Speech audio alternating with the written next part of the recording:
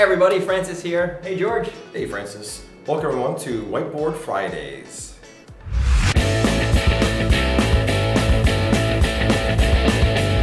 We actually wanted to start this series to kind of discuss about how customers of ours have leveraged our company to make themselves bigger and grow. We also want to do it for small businesses or startups to kind of give them an insight with how bigger companies do things. So I have a couple ideas, some online business ideas that I looked at Google or YouTube, and I found some of the things that people were doing, suggesting on how to do business online. But we want to kind of show you behind the scenes of what people are actually doing for that. Are they actually doing the work themselves, all the minute details, or are they more front facing? Yeah, absolutely. So one of the ones that is listed up here is drop shipping. It's extremely popular these days, and everyone talks about them being a drop shipper. There's a lot of elements to what that means. As George said, a lot of them are client facing. What are the things that happens in the background? And what are some of these organizations doing to leverage other resources to support that business? And some of the things they do is obviously utilizing offshore staffing or virtual assistants and things like that. So to give you a bit of an example, from a drop shipping perspective, it's about moving product from A to Z, or A to B, sorry. And part of that is, what does that logistics management look like? So, they have a team potentially of people offshore in the Philippines or other places that support that requirement. From checking orders to fulfilling customer inquiries and so on and so forth. Yeah, that's right. And one of the things that Francis mentioned was virtual assistants. Even that, you can actually say you're a virtual assistant, but have real virtual assistants actually doing the work. So if you're living in the States, your English is perfect, you know how to talk, you know how to sell, you know how to design, that's your skill. Your skill isn't the actual detail of actually going in and order checking and following something through. That's time wasted. You should be selling that, saying you can do it, and then managing the people doing that.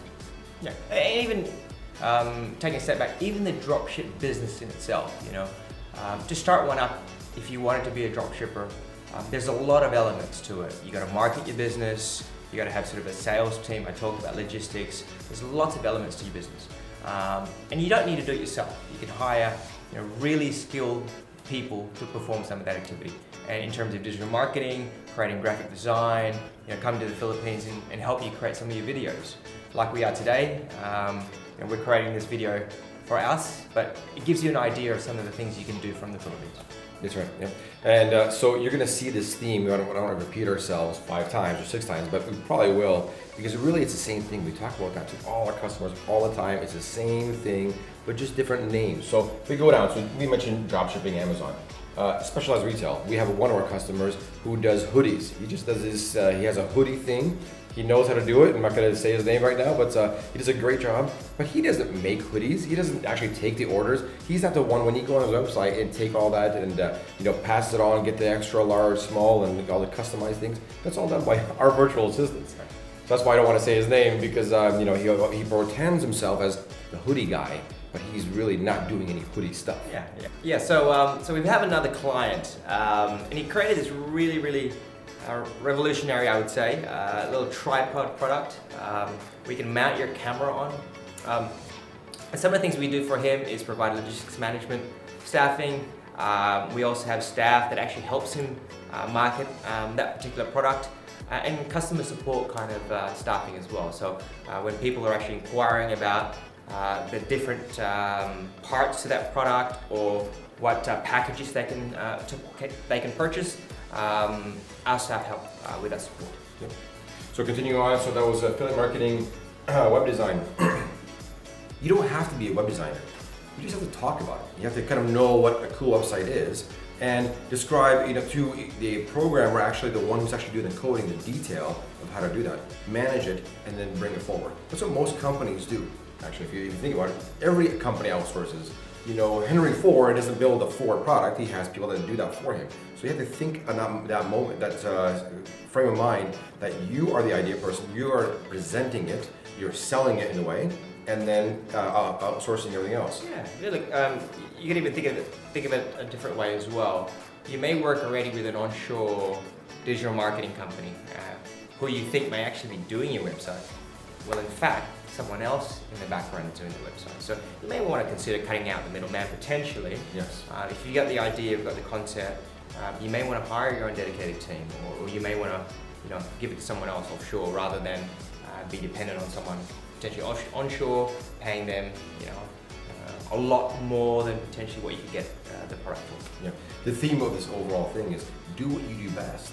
If it's sales as a real estate agent, if it's design as a web designer, or idea as a specialized retail person, that is what you do.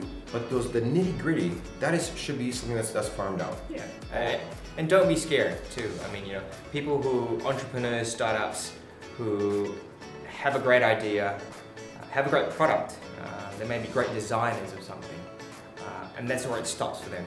They have that fear of going, well, that's all I know, how do I go to market?